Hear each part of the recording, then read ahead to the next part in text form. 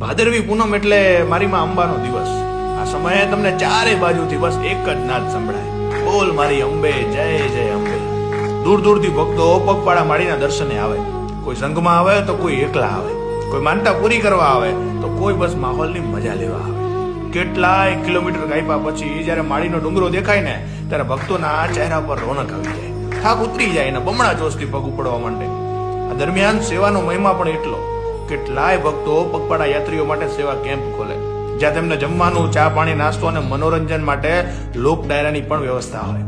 ભક્તોનું ઘોડાપુર જ્યારે ઉમટી પડે, ચારે બાજુ બસ માનવ મહેરામણ દેખાય, ત્યારે વારંવાર એક જ નાદ સંભળાય, બોલ મારી અંબે જય જય અંબે, જય જય અંબે.